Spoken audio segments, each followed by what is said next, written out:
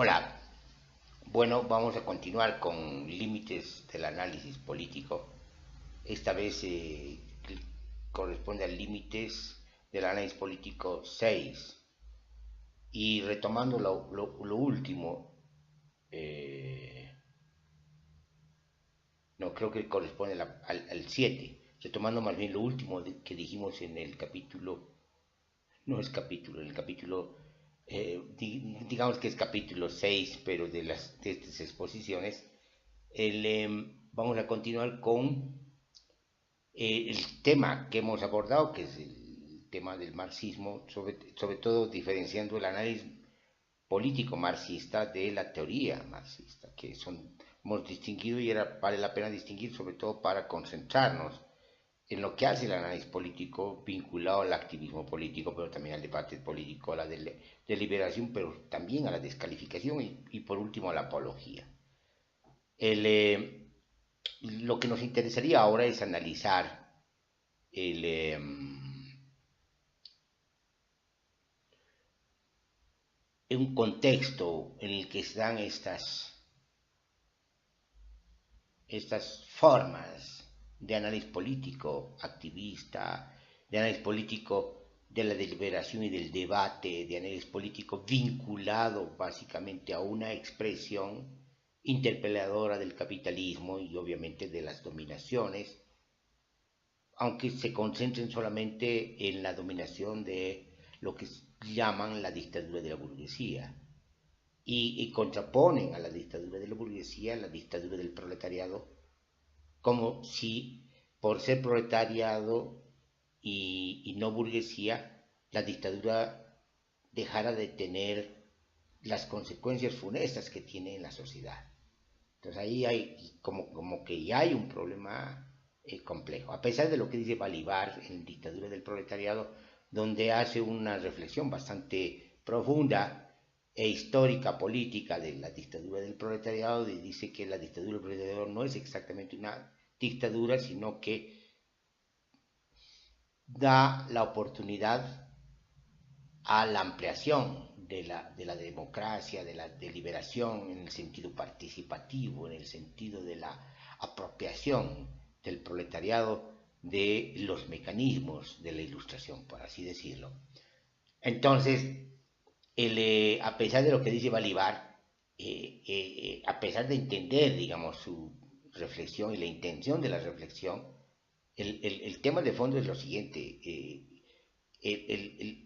Aunque se trate de una dictadura, si tú quieres, de carácter más intelectiva, más de la inteligencia, en este caso del proletariado, no deja de ser una dictadura. Es decir, aquí el problema de fondo es el Estado, y es un problema que no han resuelto los marxistas. Es decir, el Estado, digamos, asumamos la tesis marxista de que el Estado no deja de ser una dictadura de una clase sobre las otras, que es la dictadura de la clase dominante, que se ejerce a través precisamente del mecanismo del Estado. La dominación se realiza a través del mecanismo del Estado. ¿De acuerdo? Ellos piensan una transición que se llama dictadura del proletariado y asumen que el Estado tiene que persistir, pero está persistiendo como dominación. De alguna manera eso también lo acepta Lenin. Y se trata de la dominación del proletariado sobre la burguesía, sobre lo que queda de la burguesía, sobre las resistencias de la burguesía, sobre las resistencias de las clases protoburguesas, si ustedes quieren. Entonces ahí entra el problema, por ejemplo, del campesinado. Stalin ha masacrado a 30 millones de campesinos. No todos eran kulaks, pero ni los kulak ni los no kulak merecían que se los masacre en nombre de una revolución. Una gota de vida no vale una revolución. Es decir, hay un tema. No se puede poner la vida, ¿no?, por debajo de una abstracción que es la revolución. La revolución, al final de cuentas, es una abstracción o un ideal, si ustedes quieren, inclusive colectivo, social, proletario, pero es un ideal, no es una realidad. La realidad concreta, vital, es la vida. Y en la medida que una dictadura se llame del proletariado que se llama ponga la vida por debajo de la revolución, por debajo de finalidades abstractas, eso quiere decir que anda muy mal, anda descoajeringada, desajustada, un desajuste profundo, un desengranaje profundo en la comprensión de lo que es inclusive la revolución en el sentido efectivo de la palabra, en el sentido de transformación, de liberación y de emancipación. Es decir, ya empezamos mal. Si empezamos a emancipar y a liberar con el método de la violencia que han usado todas las castas dominantes, todos los estados anteriores, eso quiere decir que se está repitiendo la historia, que estamos entrando a lo que hemos llamado el círculo vicioso del poder. Es decir, lo que está ocurriendo es que las revoluciones lo único que hacen es cambiar de élites y no transforman de fondo las estructuras sociales, aunque haya, digamos, movimientos y mutaciones en la estructura social, pero la estructura misma de dominación, la estructura jerárquica no ha cambiado. Lo que han variado son los actores, el perfil, los matices. Es decir, no me digan de ninguna manera que el socialismo real, es decir, el socialismo burocrático, es una sociedad sin clases. Ciertamente en 1953 Stalin decreta de que ya no hay sociedades de clases en la Unión Soviética. Es decir, por decreto realiza la revolución socialista. Ese es el colmo, digamos, de la enajenación burocrática, y en este caso de la enajenación burocrática de los, entre comillas, revolucionarios. Y que los intelectuales marxistas, pero además los intelectuales simpatizantes y los intelectuales teóricos no se hayan percatado de esto, o hayan enmudecido ante un chantaje. Se trata de una revolución socialista y hay que defender la revolución socialista frente a la conspiración de los estados imperialistas. Eso es que se llama una forma de dejarse llevar por el chantaje emocional y político y no asumir de manera lúcida, consecuente y crítica lo que está ocurriendo, precisamente para seguir adelante con la revolución, y no para retrasarla, no para truncarla, no para que viva su regresión y después su degradación y después su decadencia, como es lo que ha ocurrido en la Unión Soviética y en la Revolución Popular China.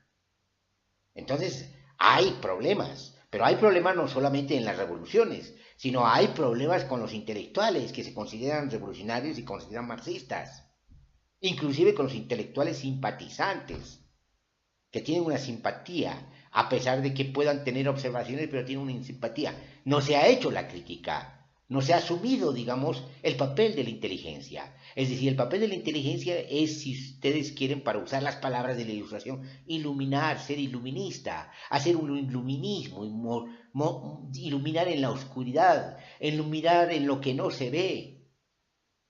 Por eso, Horkheimer y Adorno plantearon el iluminismo del iluminismo, la crítica de la crítica, para seguir adelante. Se trataba de hacer ese era el ejercicio intelectual, esa era parte de la responsabilidad de los intelectuales, pero no lo hicieron. Son cómplices también de lo que ha ocurrido. O sea, aquí hay un problema. ¿Por qué ocurren esas cosas? Y es indispensable, obviamente, responder a esta pregunta, porque necesitamos entender cuál es la condición humana, cuáles son las condiciones las dinámicas de la condición humana. ¿Qué es lo que pasa? ¿Por qué las sociedades se entrampan en sus ideologías, en sus fetiches, en sus instituciones, en sus delirios, en sus teorías, llámense o no revolucionarias? ¿Por qué se pierde el sentido de vida? Yo iba a decir el sentido de realidad, que es un poco también eso, pero que tiene mucha connotación psicoanalítica. No es que estoy contra el psicoanálisis, sino que dicen otra cosa en realidad cuando están diciendo eso. Pero aquí cuando se pierde el sentido de vida, el sentido de que lo más importante es la vida, entonces hemos perdido, nos hemos embarcado en el mismo barco que se interpela, el mismo barco de la burguesía, el mismo barco de las clases dominantes, el mismo barco de los que han utilizado la violencia para imponerse y para enriquecerse, y para acumular, para valorizar el valor, para desarrollar el capital. Se hace lo mismo. Es decir, se sigue la misma ruta, el mismo barco, pero con otro capitán. Ha habido un motín en el barco, pero no se destruyó el barco. No se ha cambiado de ruta. De eso se trata. Entonces, hay un apego al poder. Hay una ilusión del poder. Hay la creencia de que el poder es el instrumento clave para la transformación o, si ustedes quieren, en el lado conservador, para la permanencia. Entonces hay una idea de que el poder es una clave, es una llave secreta, importantísima, indispensable para hacer algo. En el caso de los revolucionarios, para transformar. Es cuando precisamente denuncian su incapacidad para transformar. En el momento mismo que dicen que el poder sirve para transformar, están mostrando precisamente toda su incapacidad, toda su impotencia para transformar y todo su apego, su vínculo, su articulación para no transformar, para restaurar. ¿Qué es lo que ha ocurrido con todas las revoluciones? Las revoluciones cambian el mundo, pero se hunden en sus contradicciones. Las revoluciones cambian el mundo y se reincorporan, se reinsertan a la genealogía del poder, a las genealogías del poder. El poder va mutando, va transformándose, va ampliándose, pero sigue siendo poder, sigue reproduciéndose a través de las tecnologías, los mecanismos, los diagramas y las cartografías del poder. Entonces hay un problema ahí. Y obviamente una de las expresiones más patéticas, además más visibles, es el marxismo. La historia del marxismo, la historia de los corrientes marxistas, sobre todo la historia de sus revoluciones y de sus ideólogos y de sus apologistas, de sus partidos. Es decir, es donde de manera más evidente, más clara, más minuciosa se ve, digamos, este proceso espantoso de la revolución del poder. Entonces se necesita entender cómo funciona pues todo esto, cómo funciona obviamente la ideología, qué es la ideología. Nosotros decimos que la ideología es precisamente esa máquina de fetichización. Hay distintas formas de ideología, distintos matices de ideología, pero la ideología, digamos, funciona de esa manera. Es decir, la ideología construye fetiches. Y hay un proceso de fetichización y hay una incidencia en las conductas y en los comportamientos y en la constitución de sujetos de tal manera que se enmarcan en este proceso de la fetichización y de la enajenación, para decir, con esa palabra filosófica hegeliana discutible, pero que de todas maneras es ilustrativa. Entonces aquí hay un tema que tiene que ver con la ideología. Y lo que más extraña precisamente es que Marx, el aporte de Marx, el aporte fundamental de Marx, no es la teoría del valor.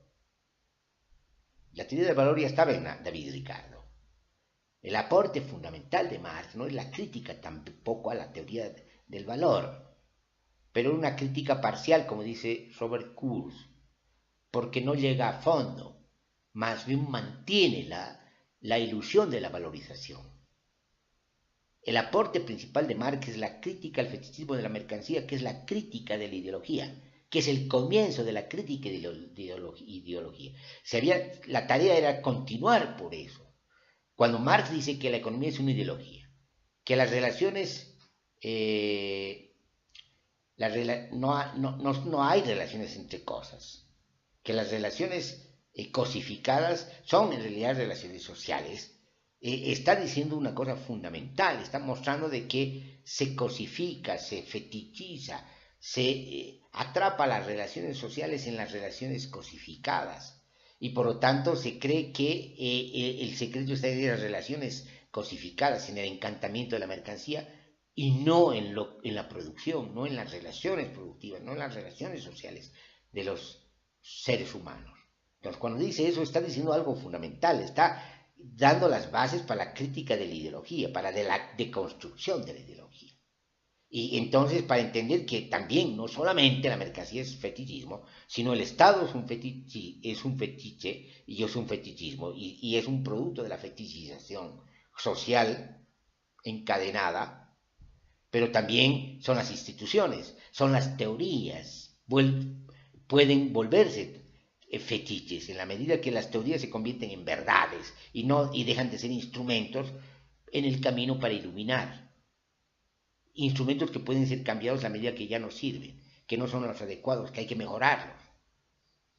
Entonces, cuando eso no ocurre, estamos de alguna manera otra vez atrapados en la ideología. Y la paradoja del marxismo y la paradoja de Marx es que comienzan con la crítica de ideología, pero terminan sin una ideología.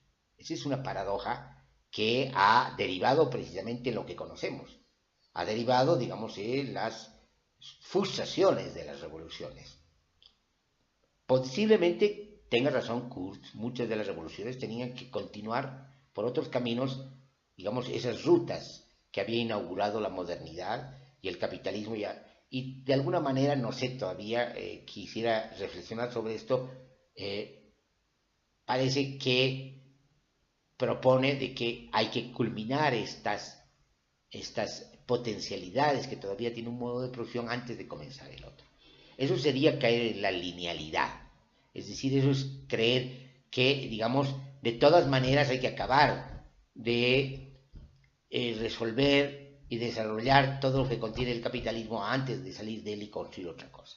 Es decir, eso es caer en la linealidad, pero no estoy seguro si exactamente eso es lo que, digamos, tiene como en mente Robert Kurz cuando hace una crítica tan iluminadora, tan radical de la teoría del valor. Y obviamente de esta concepción fetichista del marxismo y de la revolución, incluyendo a Marx, porque Marx, a pesar de haber hecho una crítica de la teoría del valor, lo que termina es limitando, inhibiendo esa teoría del valor y convirtiendo también el trabajo en un abstracto, en una autorreflexión, en una especie de sustancia metafísica. Y cuando caemos en la sustancia metafísica ya hemos dejado de lado las dinámicas materiales de la realidad. Es decir, el trabajo solo para las sociedades modernas, es decir, para las sociedades liberales, para las sociedades socialistas, inclusive las sociedades populistas, las sociedades barrocas, es un fetiche, porque han convertido el trabajo en una sustancia, como si existiera de manera independientemente a todo lo que hace la sociedad. No hay nada que exista de manera independiente a todo lo que hace la sociedad. Son núcleos, son articulaciones, son nudos que están articulando distintos planos de intensidad y distintos espesores de intensidad. Entonces, cuando caemos en eso, cuando volvemos al fetichismo del trabajo, salimos del fetichismo de la mercancía, pero caemos al fetichismo del trabajo, no hemos salido de la ideología y tampoco Marx ha salido de la ideología. Ese es el tema de fondo. Y eso es lo que nos alumbra Kurz, pero lo que me estoy temiendo es de Kurz, de todas maneras, tiene una idea para sostener esta tesis tan importante que sería la de la linealidad histórica, y eso sería muy grave, porque eso es no ver precisamente lo que de alguna manera también él anuncia o él entrevé, que tiene que ver de que las sociedades son más complejas, pues que el abstracto del capital, que el abstracto de mercancía, que el abstracto del trabajo, que el abstracto de la valorización y de lo que hay que hacer es pensar las sociedades desde sus dinámicas efectivas, desde la realidad efectiva. Y la única manera de pensar las sociedades es pensarlas desde los ciclos vitales, es decir, desde la perspectiva de la complejidad, es decir, reinsertarse en la vida y comprender lo que es la vida, la complejidad de la vida, la potencia de la vida en sus proliferantes formas y entender qué son las sociedades humanas como parte de esas transformaciones, de esa proliferante vida y esa innovación constantemente creativa de la vida. Entonces, en la medida que no nos metamos de eso, también, entonces caería Robert Kurz a una especie de fetichismo, y en este caso el fetichismo de la linealidad histórica. Entonces, parece horroroso todo esto. ¿En qué sentido? En el sentido de que, muy bien, podemos ir saliendo, digamos, de algunas ideologías, de algunos fetichismos, de algunos paradigmas, inclusive esquemáticos, pero parece que no podemos salir de todas maneras de este mundo de las ideas, de este mundo de las representaciones, que de todas maneras volvemos a caer en otro entrampamiento ideacional. Bueno, pero no, eso puede parecer, pero en la medida, como dice el pensamiento complejo, que concebimos que el pensamiento no es tampoco autónomo, sino que forma parte de la percepción, de la dinámica de la percepción, de las fenomenologías de la percepción, de las fenomenologías de la percepción corporal, de las fenomenologías de las percepciones corporales humanas y de las fenomenologías de las percepciones corporales humanas y no humanas, es decir, que forma parte de lo que es la vida, que entienden los biólogos que es memoria sensible. En la medida que entendemos eso, y a la medida que no todo es pensamiento, sino que más bien el pensamiento es una especie de emanación de toda esta complejidad, entonces en la medida que vamos a la complejidad, nos liberamos, estamos en otro lugar, más acá y más allá de las ideas y de las ideaciones, estamos nuevamente en la dinámicas vitales. Y cuando logramos hacer eso, entonces podemos no solamente reinsertar las sociedades humanas a los ciclos vitales, es decir, volver a la ecología en el sentido pleno de la palabra, en el sentido de la complejidad, de las ecologías complejas.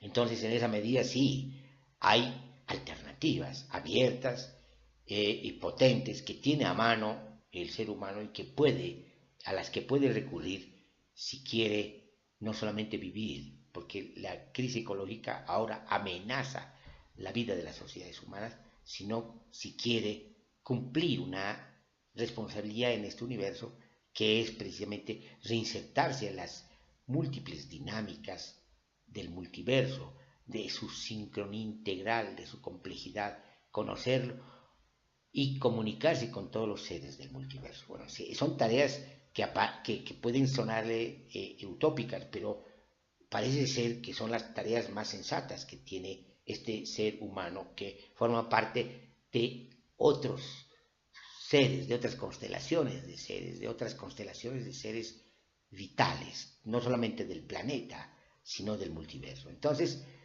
necesitamos comprender de una manera más abierta, menos fanática, menos esquemática, menos ideológica, lo que nos ocurre y nuestro paso por este multiverso.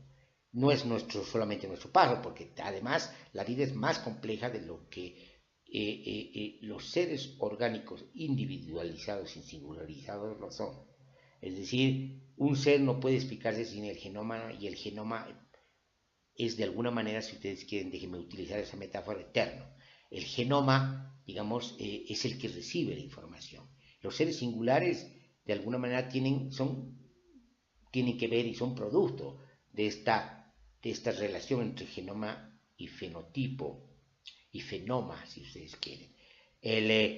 Pero que se llama, nunca nos desentendemos del genoma. Como especies, es decir, hay una especie de continuidad de la vida. Y en los seres humanos va a haber esa continuidad de la vida en tanto y en cuanto logren resolver este problema de la crisis ecológica que se ha convertido en una amenaza para las sociedades humanas, porque las sociedades humanas se han convertido en una amenaza planetaria y una amenaza para la vida. Muy bien, yo dejaría aquí, digamos, esta exposición que tiene que ver mucho con el tema ideológico, pero visto tanto desde su propia problemática, de su propia arqueología y genealogía, y de una manera externa a la ideología, como crítica de la ideología, pero ya desde el pensamiento complejo, para tratar de situar, digamos, esa crítica tan interesante que hace Marx, que es su aporte como crítica de la ideología, como comienzo de la crítica de la ideología, que se encuentra en el fetichismo de la mercancía, en el primer capítulo del Capital. Muchas gracias y hasta pronto y hasta la